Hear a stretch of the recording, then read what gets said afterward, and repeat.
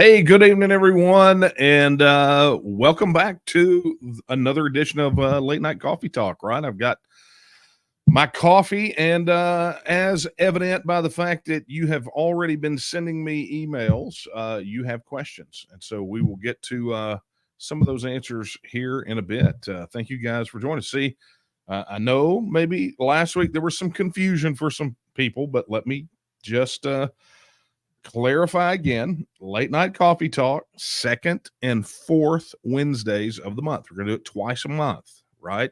Gives time so we can get the podcast done, the Texas News podcast. So second and fourth. And this would be the second. So here I am, ready to answer your questions. And look, I appreciate all of you checking in last week. I really do. And I apologize for the confusion. You know, it just going from a weekly to every couple of weeks is I know a little disorienting for some folks, but very glad to be here with you guys. Yeah, and I'm seeing some of the comments in the chat. You thought it was every Wednesday night. Yeah, I mean, remember, I didn't do these. I did these like every week for the longest time, and then big break, right? Because we've just been so busy, and so it was a commit to come back in and say, look, we're putting this back on the calendar firmly every second and fourth Wednesday. And, we may have to do some of these from on the road. It's possible because oddly enough, there are people already booking speaking engagements past the first of the year. It's crazy, right?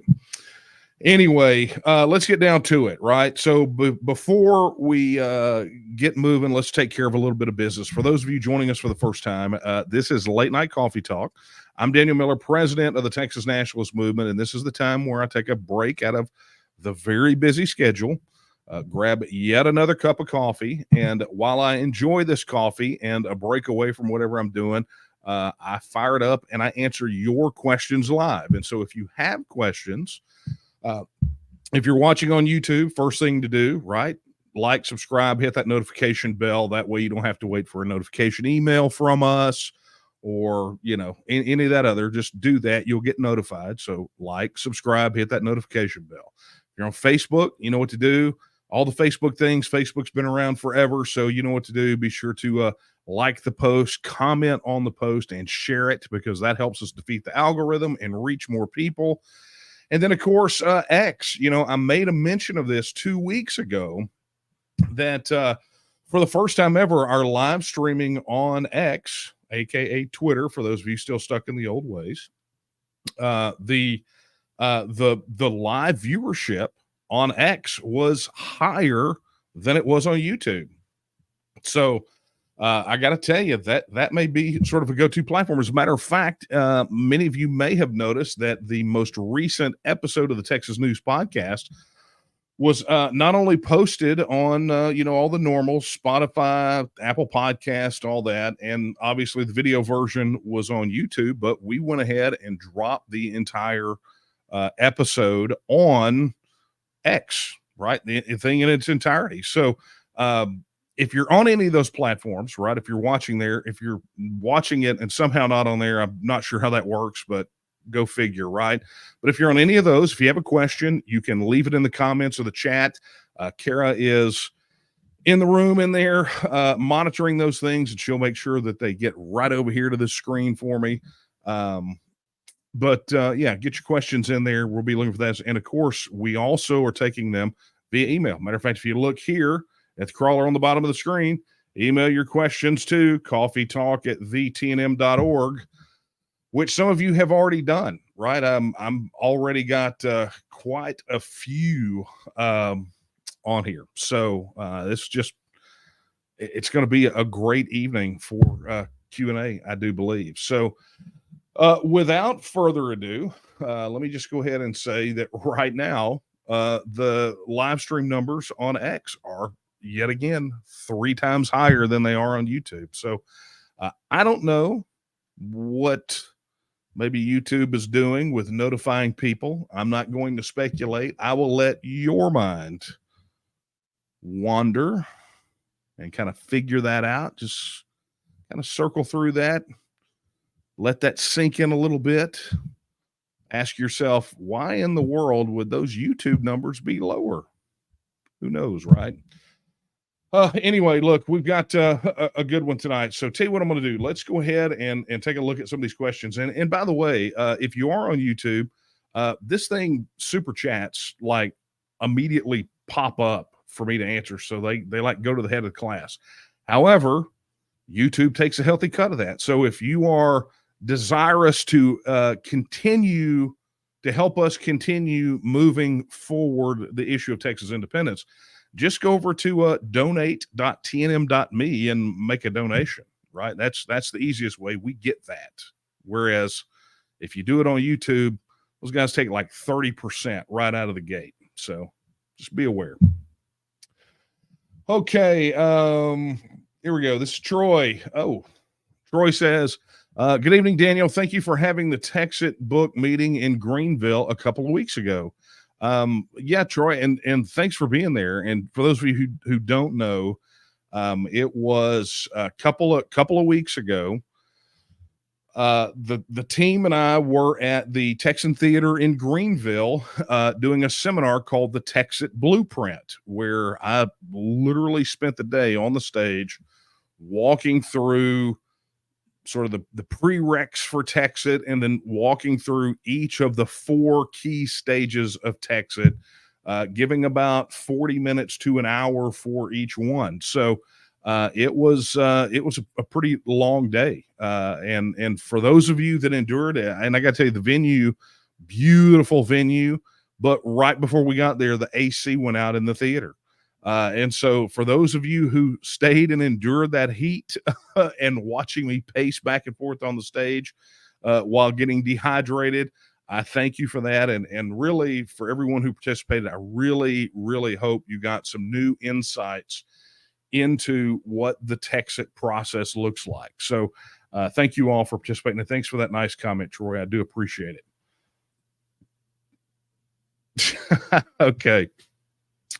The Crunch Bite says, I want to hear Dr. Phil issue an apology for his insanity.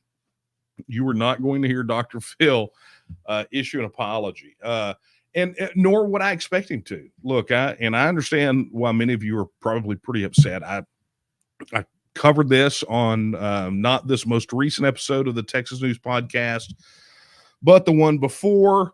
Look, he's just, Phil's just not there. For those of you who don't know, I was on a panel on the Dr. Phil show, Dr. Phil Primetime. It's posted all over the TNM news site, so go check it out. But the fact of the matter is that, and I'm not going to rehash everything I said in the podcast, but he's where he is. You got to remember this. And this was brought to my attention because oddly enough, because of everything that has been going on, I never put this together, but understand that his monologue at the end, right? His end cap monologue was already written, right? I mean, he didn't have the panel and listen to all of us, hearing all the different sides of this, and then, just kind of come up with it on the fly. He it was already pre-scripted, it was a scripted monologue. It's TV, folks. That's what they do.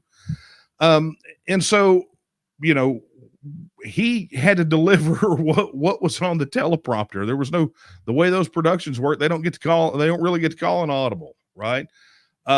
So honestly, we really don't know what sort of an impact that panel had on him. We know kind of what he went into thinking, and we know that he said that at the end of the show because it was pre-scripted. But who knows, right? The tail of the tape will be moving forward what his interaction with this issue is. And I think that will tell more than anything else. So I'll tell you, I'm not looking for an apology. He is entitled to his opinion like we are entitled to our opinion. The fact of the matter is we just don't know at this point what his opinion is, because, as I said, the opinion that he espoused at the end of his episode was one that he held before he heard all the facts in the episode. So something to think about, but thanks for that. Okay.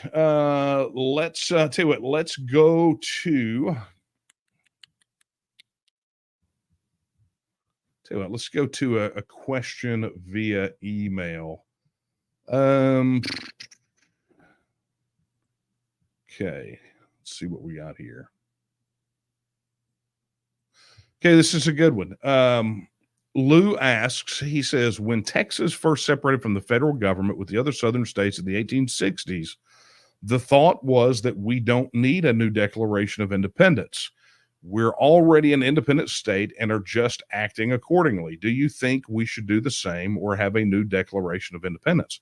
A Declaration of Independence is not necessary. It's a really good question, Lou, because there's actually one that kind of ties into it that I've read that came in a little bit later, but there are a lot of misconceptions about what this process looks like, right? And there are people out there that are that possess the idea that somehow we have to use some magic historical fairy dust to make this happen. For example, and I hear this a lot, Lou. I hear that people say that, well, you can't become independent if you don't issue a Declaration of Independence. Well, that's not true, right? You don't have to issue a Declaration of Independence. You could have what's called a UDI, which is a unilateral Declaration of Independence. It's essentially one where you say, look, we as a people are going to change our status, and it doesn't matter what happens, right? This is what we're doing. We're asserting our independence. And you will typically see that in what I would call, based on modern terminology, a true secession, okay? But let's look at what we're doing right here in Texas, okay? Point one. Article 1, Section 1 of the Texas Constitution states that Texas is a free and independent state. In fact, our Attorney General often goes to court to sue to preserve the sovereignty of the state of Texas, okay? So that's point one. Point two, if you look at Article 1, Section 2, it says that the people have at all times the inalienable right to alter, reform, or abolish their government in such manner as they may think expedient. Okay, so if we're already free and independent, constitutionally it says so, and the people of Texas are the ones who make that decision, then I go to point three, which is the exact wording of the referendum. And those that participate in the Texas Blueprint will understand why the wording of the referendum question is so stinking important. But if you think about the question that the Texas Independence Referendum Act puts to the people of Texas, it asks them this simple question: should the state of Texas reassert its status as an independent nation? Now, I think that a lot of folks sometimes don't understand why that particular aspect of it is important, okay? But essentially what it does is it takes our existing status as a free and independent state, but as a member of the United States of America as a political and economic institution, and says what we are going to do now is we're already this status. We're just going to reassert that status. We're going to step up and do it. Now, some people say, well, that's declaring independence. Well, sort of, right? What it's doing is it's reframing the relationship we have with the body in which our state is an entity, is a piece of, right? Is a member of. Now, I will tell you that a lot of the compulsion from people to state unequivocally that they believe that we must have a Declaration of Independence comes from nostalgia, from 1776 and 1836, right? It's not grounded in any type of real sort of, legal understanding of our status. But number two is they just got a lot of grievances they want to get off their chest. If we were, think about, look at the Declaration of Independence of the colonies from Great Britain, right? You look at that document, it's a pretty concise list of grievances and why they need separation. Think about 1836 when Texans declared their independence from Mexico. Very concise list. If we were to write up a complete list of grievances that we have with the United States as a system right now, I don't know that there are enough trees in Texas to print that up, to generate the paper to print it up. They're just numerous. The good news is it's just not necessary for us to do that. We do not have to issue a unilateral declaration of independence. We could if we wanted to, but ultimately, I think the ultimate declaration of independence is the one when the people by vote say, we are now independent. This is where we want to go. We want to reassert our status as an independent nation. That is the ultimate declaration of independence. So, Lou, thank you for that question. That was a good one. All right, let's see what we got over here.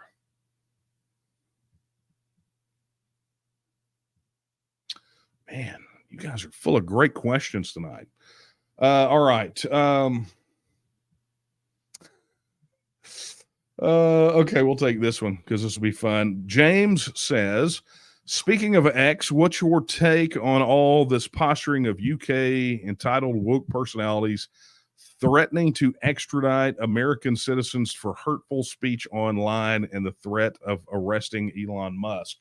I think I made my particular feelings on that known. I didn't really hear a lot of the leadership here in Texas speaking out about, the comments that were made by, the Metropolitan Police there in the UK.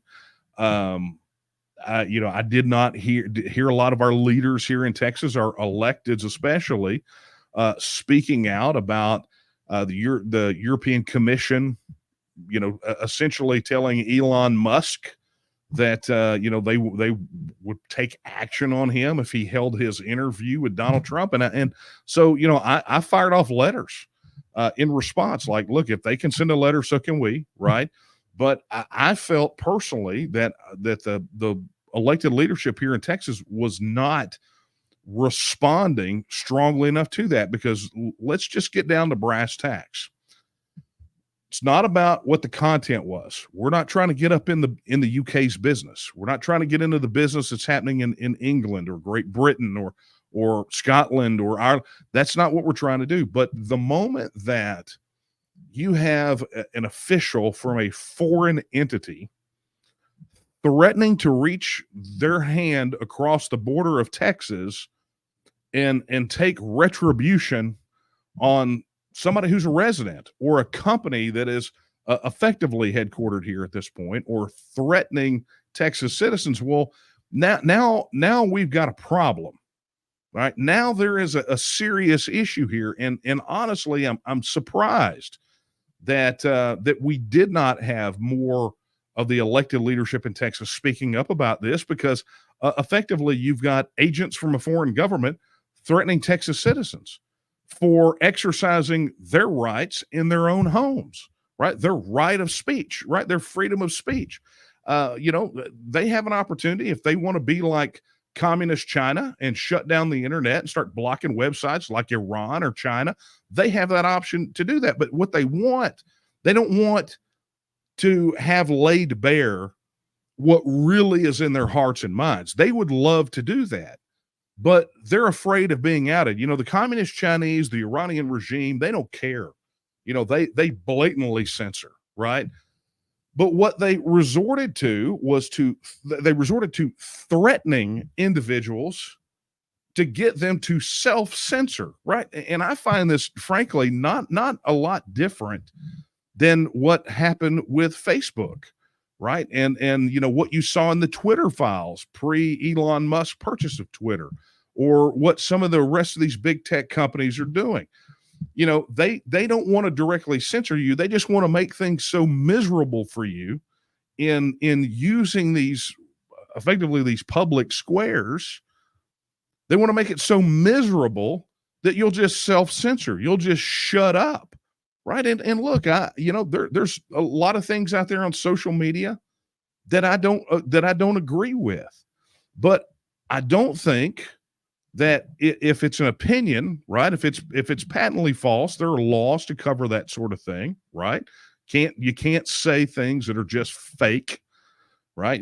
You have slander laws, you have libel laws, you have things like that, and I would actually even say that those have become too weak. They've been weakened over time.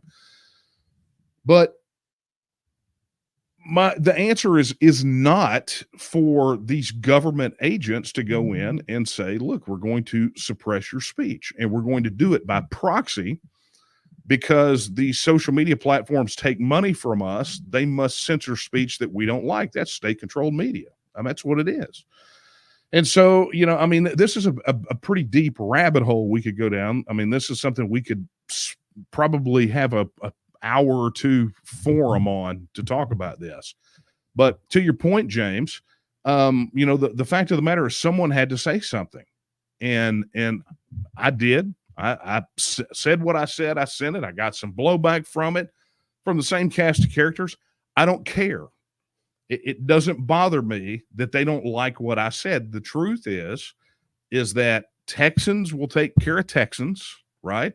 And any foreign entity that wants to reach their hand in and try to slap our people around for exercising their rights, whether it's extraditing them to the UK, right, or threatening to shut down a business, run and or arrest a business owner here for just providing a space for the free exchange of ideas, they got another thing coming, right? They're not going to be able to make that happen here in Texas.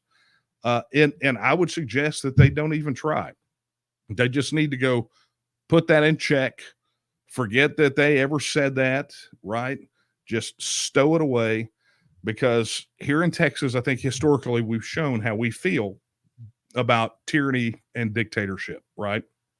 So, okay, let's get down to the next question. That's a good one, James. Thank you for that.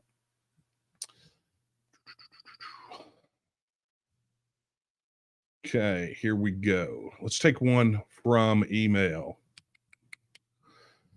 Okay, this one, this is one that dovetails into one of the questions before this, from our good friend John Bolgiano there in Llano. He says, Daniel, during several conversations about Texas independence, the other party has raised the objection that a simple majority referendum is not sufficient and a state convention with a 2/3 majority is required.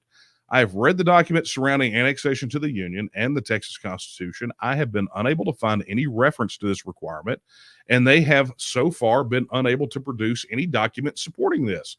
Can you recommend a short, simple, and polite refutation to their claim? Yes.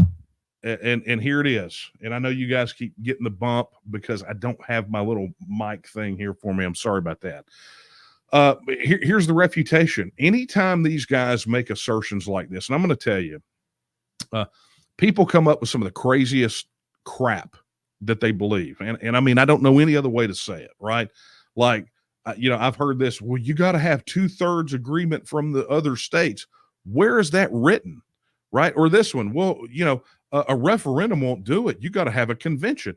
Where is that written? Well, it's got to have a 2/3 majority. Where does it say that? Where does it say that? Right? They assume somehow, and I don't know if they got it from like a bunch of Dollar Tree fortune cookies or where they got this stuff from, but they come up with these things where they say, they make up these things. It's like, look, I need you to cite this, okay? Because let's just remember how it works here.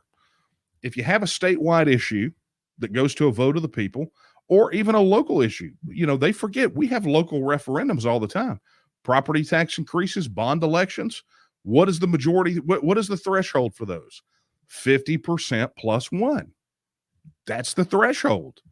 That's the way it's always been. It's called first past the post, right?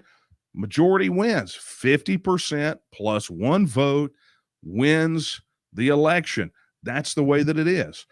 I've actually talked about this at the Texas Blueprint as well, right? I had an entire slide that I put up there on that big screen that said there is no supermajority requirement.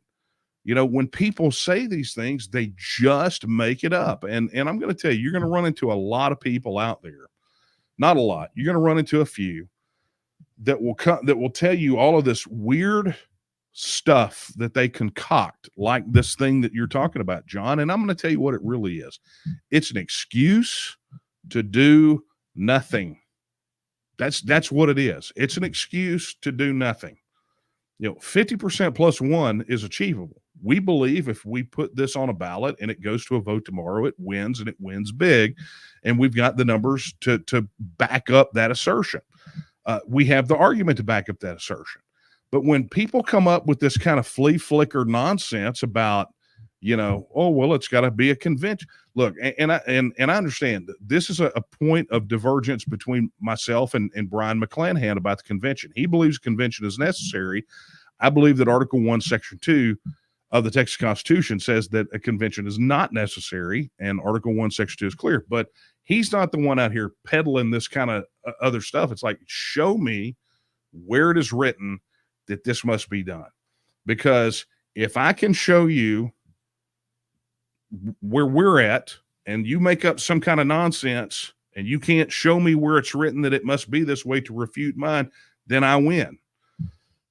And I'll tell you, it really gets down to the root of the issue, right? If you call it out and you say, show me the money, cite your sources, show me where it says that, show me the law. It's like when people say, well, Constitution says that you can't withdraw from the Union. Pull out a copy of the Constitution and show me. Well, it's against the law. Show me the law, right? The thing that you have to remember in debating this, and I'll be honest with you, I think that we're at a point where we shouldn't be debating people on the Texan issue. We should be spending our time going and finding our people that are already ready for Texas, regardless of all this other nonsense, right? But when you find yourself debating with someone about this, understand that the tack has been for them to what if it to death.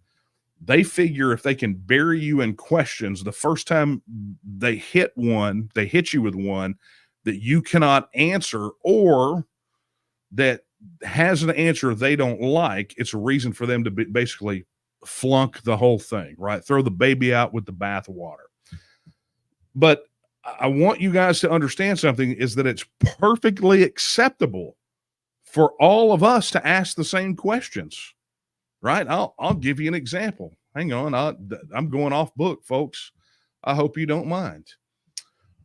Let's find this one. I'm going to go into my email because I had some interesting emails from some people this week.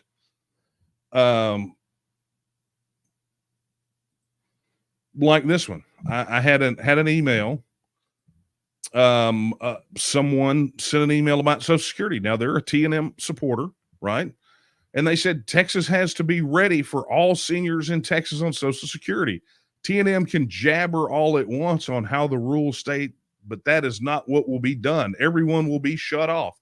Well, it's like, really? I mean, is that prove it? I mean, they predict doom and gloom. It's like, show. So my response was, fair play. Look, Texas has the ability to cover all federal pension benefits with the excess overpayment that would no longer be going to Washington, D.C. But why are you willing to hold us to a higher standard than you hold the federal government? How many times do they have to announce the imminent bankruptcy of the Social Security system before you believe them? Right? I mean, that's kind of the thing is, so I want you guys to really feel empowered to begin to ask your own questions. Look, if being in the union is all that in a bag of chips, make them prove that up, right? Cool. You say that the $35 trillion worth of federal debt is not a sufficient reason to leave the United States. Well, tell me then, what is the answer to that? Right? How do you get rid of that? How do you get rid of that $35 trillion? And if you tell me that it's, well, we're just going to elect better people, then I'm going to tell you that you should probably lay off the street drugs. Okay. This pie in the sky thought process that these people have about how we're going to get out of this mess. It's okay. If they're going to pepper you with questions, you have the ability to pepper them back. Do not shrink back from their bad argumentation. Don't let them substitute sentimentality for rationality. Do not let them sell your future so they can feel better about themselves in the here and now. Okay? Good question. Thank you for that, John. I appreciate that. All right, let's get back over here. And let's see if we can pick another one up from chat. Okay. Okay, this is a good one. So Keith Erickson asks, he says, good evening, Daniel. What is your take on the Colorado and New Mexico secession movements which aim to join a future Republic of Texas? Look, I'll tell you, and I don't know particularly maybe what spurred this particular question, other than there is this desire from a lot of people for us to get the old borders of the Republic back so we can get our ski resorts, right? But we did sell that property off, right? It was sold and we did get paid for it. So, we're not going to be able to claim that as such. But I think your question really kind of hones in on some of the additional discussion that's been going on as of late. Some of you may have seen the article that was posted on the website today that we were mentioned in, the Newsweek article that was based off of an op-ed that was posted on our site by Grant Dahl. But if you haven't read it, go to the news site, news.tnm.me. Phenomenal op-ed piece where he breaks down a lot of the different movements, and not all of the movements are, states withdrawing from the Union. He talked about the Greater Idaho movement. There are obviously there are always these campaigns, I guess, to split states. But I think all of that combined speaks to a much larger issue, which is this desire for places to associate with one another. When you begin to look at making shifts in the map and the borders, well, suddenly a lot of things are on the table. And so, Texas withdraws from the Union. There's nothing to say that a piece of Colorado doesn't decide to leave Colorado or and become independent. That's a more difficult hurdle, and that's a whole conversation for another time. That's a whole different kind of discussion, and actually hits to the difference between withdrawal of a state from the Union versus secession. But that, again, we can talk about that some other time. But when you begin to discuss the idea of self-determination and self-government, you're going to have states, Texas is going to want to vote and it's going to want to bounce out. You're going to have situations like you have the Greater Idaho where you have these Oregon counties. They say, look, we're not trying to leave the United States, but we are trying to leave this state, and we want to govern ourselves like they govern next door in Idaho, right? And we'd like to join Idaho. You're going to have states that agree at some point to say, you know what, there's a big difference between the people in the eastern part of the state and the western part of the state, or the northern part of the state and the southern part of the state. That's going to happen. Those conversations are going to happen. Now, from a geopolitical perspective, I can't tell you how those are going to end up, right? That's, again, not a lot of my business. But the fact that people are beginning to earnestly and sincerely have these conversations speaks to the much larger issue that self-determination isn't just a major issue. It is the most major issue. It's top of the heap, because everything else flows down from that self-determination and self-government issue. And I wish I had an hour to lecture on that one, but that ain't going to be tonight. But anyway, Keith, thank you for that.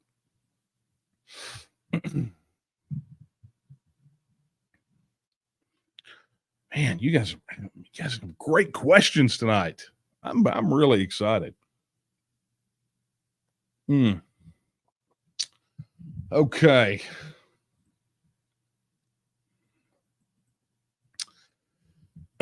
Okay, this is from Steven. Steven says, I know that this question will be determined by future legislation, but what kind of cutoff do you foresee to determine Texas citizenship?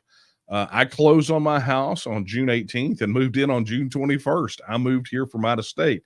It seems to me like you're moving here with the anticipation that we're going to be out of here, and you're going to be like an awful lot of people that are moving here to Texas. There are a lot of people relocating to Texas because they anticipate that Texas will become a self-governing independent nation. So first and foremost, welcome, right? And you're in the right place with us. But all I'll say is this: I can't tell you what that ultimately will look like in relation to the cutoff for Texas citizenship. You're talking about a process farther down the road than before the vote, right? The laws are going to be the laws until the laws change. You guys will hear me say that a lot. I even think I talk about it in the book. Things are as they are until those things change. Okay. So, Texas will have to further in the process establish what is citizenship. And I will tell you that will be wrapped up in a larger conversation in the negotiation, excuse me, related to the status of Texans living in the United States and citizens of the United States that are living in Texas. That's going to be part of that conversation. It's not going to be the central part of that conversation. There are really two issues that are going to be linked in some way. But basically what's going to happen is that discussion is going to have to be held concurrently. The negotiation over Texans in the U.S. and U.S. citizens in Texas and what Texas citizenship is. And that will be determined by the legislature.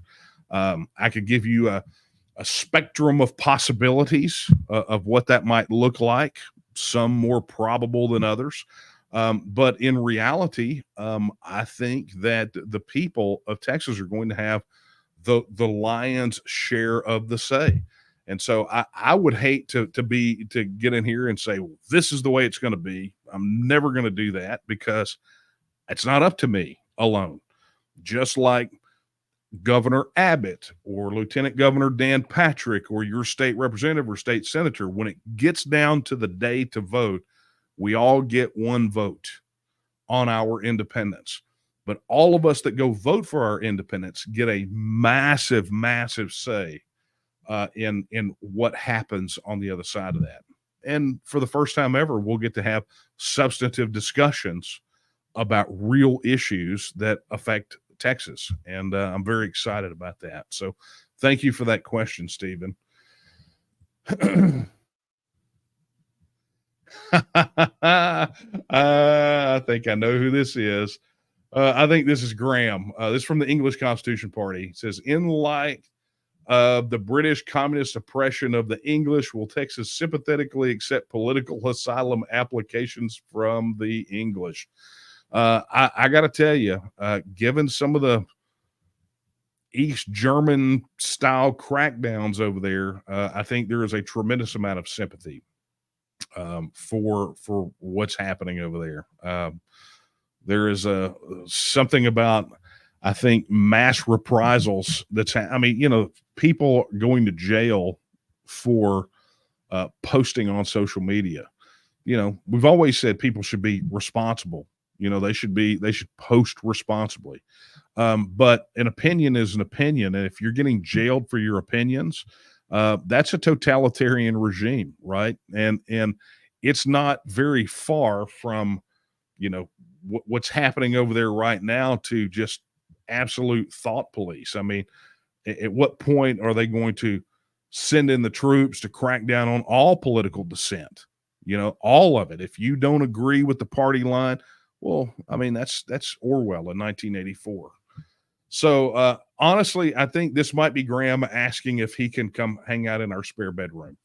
I think that may be what that is. So anyway, I think this is from you, Graham, but thank you for sending that in, buddy. I appreciate that. Okay. Wow, man, we are blowing through them. Hey, a reminder real quick. I mean, we're a little past the midway point, but if you still have questions, be sure to post them over in the chat or drop them right there to coffeetalk@thetnm.org. And while you're doing it, if you have an opportunity, please be sure to head over and make a donation. Go to donate.tnm.me. Okay. Boom. Here's a good one. John says, hi, Daniel. After Texit, does it take effect right away, or do we have to wait for the legal paperwork to be sent to Washington? Okay. This question is one of the reasons that we did the seminar, the Texit Blueprint, because there is, I wonder if I can pull up. I'm going to try to pull up this one slide for you guys from the presentation. We videoed the whole thing, by the way, but we are taking it on the road. So get ready. If you see the Texit Blueprint coming to your town, you're going to want to be a part of it. But here's what I'm going to do. I am going to take these two just really quickly. I wish I had them here on this computer. I don't, but I will get them. I promise. 6. Sorry, guys. I'm working on it. I could have just shared this thing on the screen, I guess. Okay. Yeah, there we go. All right. I'll be able to show them to you here in just a second. But I'm gonna get spoilers because this comes in the first section of this thing, of the presentation. But I'm gonna give you these two slides real quick just so you can get a sense, because it's going to really help me answer this question for you. Apologies for the hold up. I did not anticipate doing this tonight, so let's just take it here and here and this one here.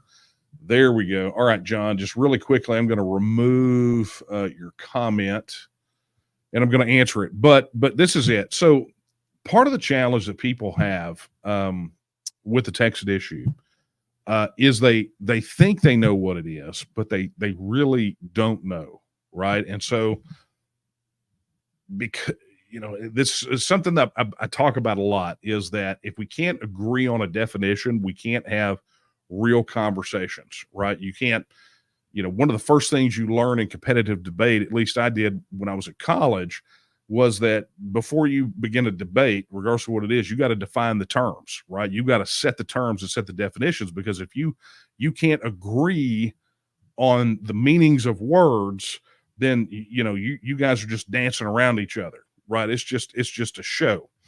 And we know that because we know the opposition loves to change the definition of words.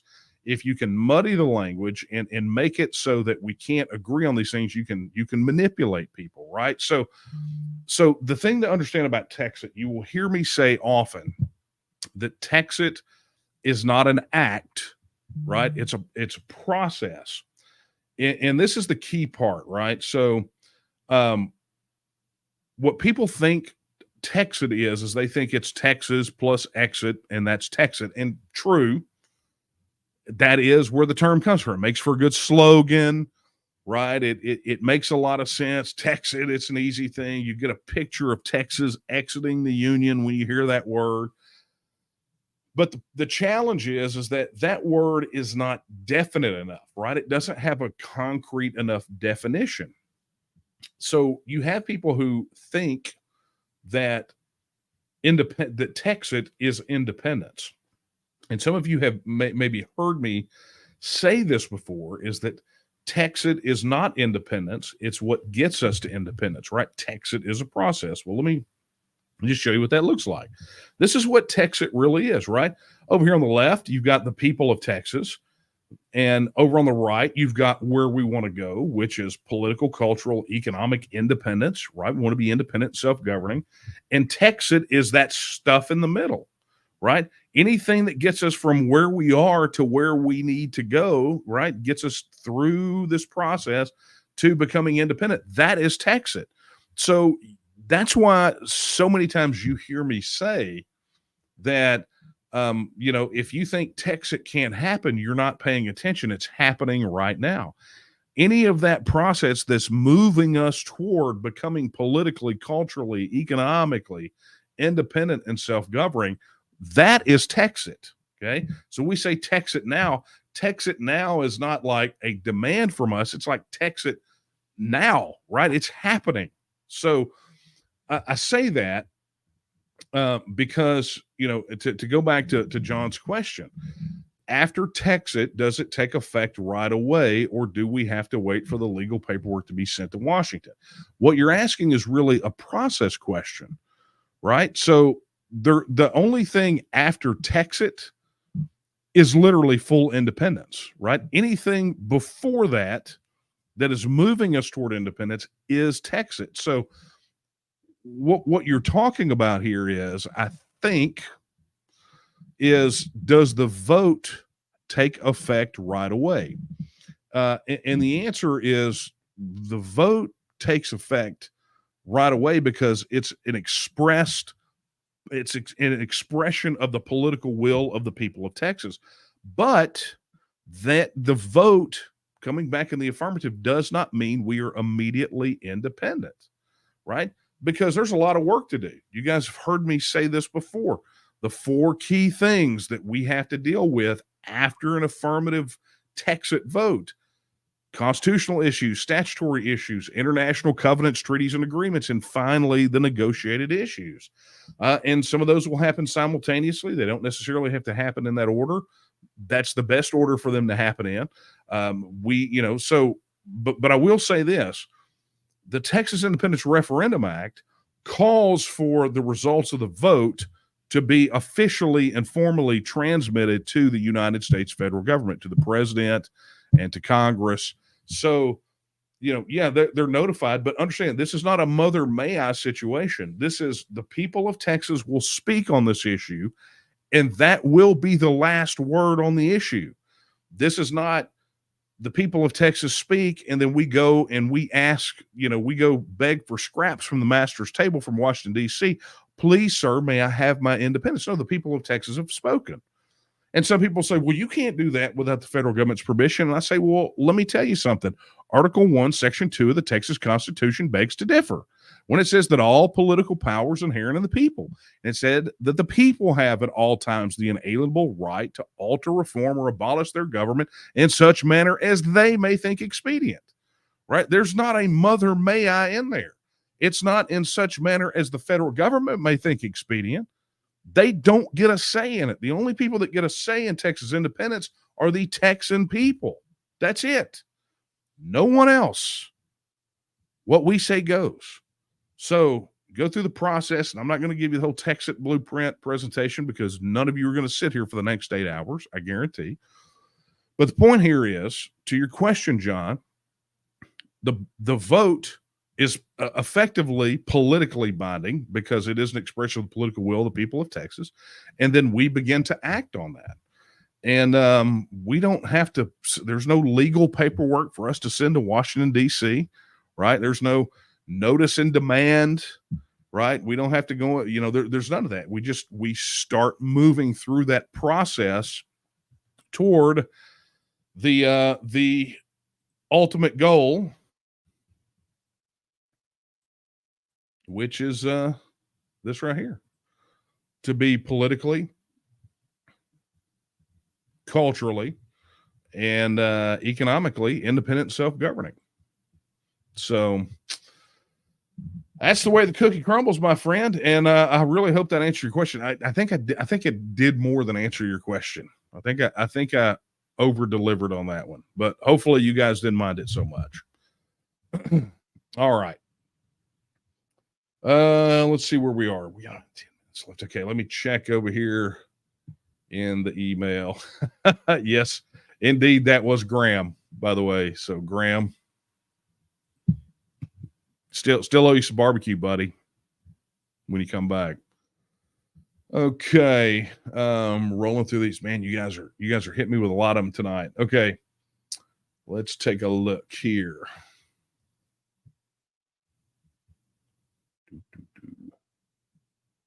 I'm seeing a bunch of hearts and things on here, and hopefully that you guys were not upset that I over delivered on that one. So, okay, let's get down to, okay, here we go. James has asked another one. James, normally I tell people, sorry, limit one per customer, right? But I'll let you sneak this one in because it gives me an opportunity really quickly to point to something on the website. He says, how many other states are looking at secession now? and looking to Texas for success or failure. I would suggest going and taking a look at the most recent article on the TNM website. It was the link to it's from that Newsweek article. There was an article, I think, in the Daily Mail recently. If you go to the in the news section or in the media section on our website, you'll see all the media mentions. By the way, guys, I think we're like, for the year so far, I think we're like over 170 to 180 separate articles about our work in major publications. I'm not talking about, Joe Bob's Facebook page, right? I'm talking about, major articles, news, and this is TV, radio, print, but mostly what we've accumulated is print. And so far, that's, I think, close to 170, 180, somewhere in the ballpark. That's pretty astounding. I got to tell you, for the longest time, being muzzled was just was tough. But now the media understands that we're doing something great here. Okay. Or at least something interesting. I don't know that some of those guys would classify it as great, but they at least think it's interesting.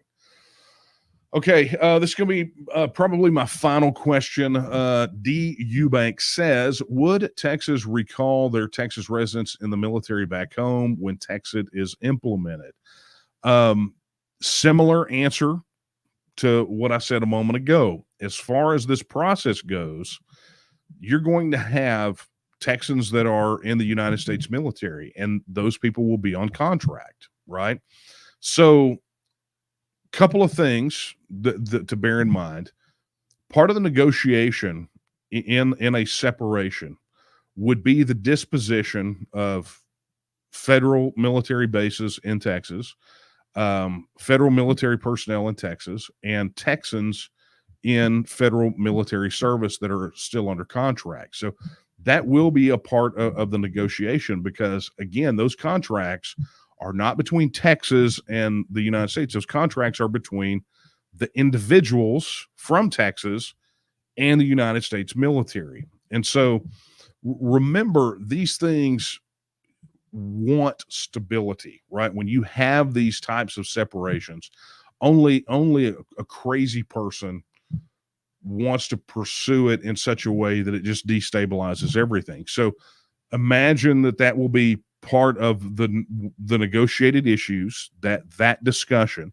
But ultimately, I think something that you have to think about in that negotiated process is whether or not the U.S. federal government will want Texans in the military. There have been times in the past, and I know because I've talked to multiple members of the military over that have experienced this. There have been times when the Texans have been taken, Texans in units have been put in a room and said, hey, we need you to fill out this questionnaire, or we need you to sign this piece of paper, essentially saying that they would stay in federal military service if Texas left, or trying to discern what their sentiments are about Texas leaving. It seems they are typically very specific with the Texans, but I've talked to multiple people in the military that this has happened to, who have served over different periods of time. Once was in the mid to late 90s. Once was right around, say, 2000 to 2002. Again, around 2009. And then again around 2012. So, excuse me. I know that this has happened because it's from different people, different sources, different stories that are definitely military. So, from our perspective, there's a lot of things that Texans will probably want to do in that regard. Pragmatically speaking, you're probably going to wind up with a very limited mutual defense compact between Texas and the United States military. So I think I even talk about it in the book, where you could potentially see the military bases turned over to the Texas Military Department, administered by the Texas Military Department, but continue with a limited federal presence at those bases. So for joint defense concerns, right? That is, from a practical standpoint, more likely than not, what would what would happen. I can't say that for a fact. Texans may say, nope, we don't want that. The federal government may say, nope, we don't want that.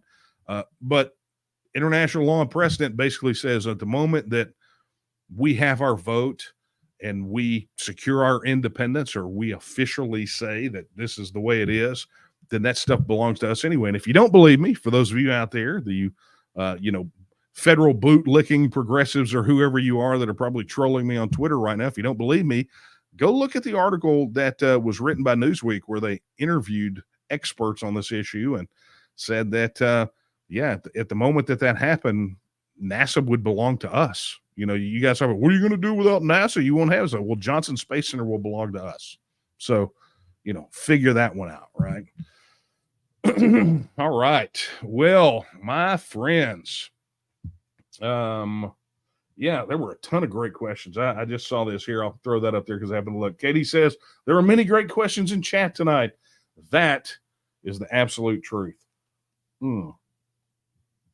My, oh my, oh my. Well, folks, somebody up here put there are 12 states having secession movements. There's more than 12. But just so you know, that's what they put in the Newsweek article. And I had some banter with the reporter today. It's like they're not all in there, right? So anyway, all right. Well, folks, we're going to start moving and grooving, wrapping this thing. Just a reminder, look, if you have not already pledged your support to the TNM, if tonight is your first night finding out about this, look, we want you to be one of us. We want you to help make Texas a self-governing independent nation. Head over to tnm.me/vote and register your support today. And of course, if you look down there at the bottom, tnm.me/join to become a member, or tnm.me/donate. You got to help us keep the lights on, folks. We've got to keep pushing forward. Look, we are winning. We are winning. We are winning. I mean, you cannot just imagine if you were here 10 years ago, you just can't imagine how much we've gotten done and how close we are to getting this across the finish line. We just need your help. We need you to register your support and get involved, get in the game. Okay. Additionally, look, if you are already a registered supporter and you have not downloaded the TNM mobile app, do so right now. Go to tnm.me/app, and their links are there for the mobile app for both iPhone and Android. Get it installed. You'll have to have a login, so be sure that you're already a registered supporter. And then, look, we have been teasing this coming for months because we've been trying to get as many of our TNM supporters, businesses registered as possible. We are nearing the end of the sort of pre-sign-up phase, but we are indeed launching a TNM business directory. Look, this is how we win, right? We do business with one another. We work with one another. And so we are, I guess second week of August. We're looking at a beginning of September official launch of the TNM business directory. So if you have a business, if you're a business owner, it doesn't matter. Small, medium, large business does not matter. If you're a business owner, head over to business.tnm.me and register your business, and we'll be in contact with you as we get closer to the launch. But we're going to encourage our folks to do business with people that want to do business with them. There are too many businesses out there that will take our money and use it to hurt us. And that's not what we're about. We're going to support one another, and we're going to do that through the TNM business directory. All right. Well, my friends, I do believe that is going to be a wrap for tonight. I want to thank you guys so much for being here for Late Night Coffee Talk. Second and fourth Wednesdays of every single month is when we're going to be doing these. So be looking for it. You will see me in 2 weeks, and we're going to get your questions in. Look, you can also send your questions in now, right? You don't have to wait till the night of. You can do that at the email that you see scrolling at the bottom. It'll be back in a second. It's coffeetalk@thetnm.org. But go ahead and get those questions in. We had some phenomenal ones tonight, guys. You knocked it out of the park tonight. These were questions that I absolutely loved. So thank you guys so much. In the meantime, here's what I'd like for you to do. Be sure to like us on all the things, subscribe, hit the notification bell, go become a member if you haven't done it. Help us keep doing things like this. But more importantly, be sure you introduce Texit and the hope that Texit brings to your friends, your family, your neighbors, as many people as you can. Between now and the next time I see you in 2 weeks, let's pile these folks on, right? Let's let people know that we don't have to be subjected to the kind of nonsense that we're dealing with, the doom and gloom, that there is hope. And that hope is for Texans to stand together and stand up and make Texas an independent nation again. And so with that, my friends, I will end this as I end all of these, right? Not with my words, but the words of Sam Houston when he said that Texas will again lift its head and stand among the nations. I believe that time is now. And the question is, will you stand with her? Good night, everyone.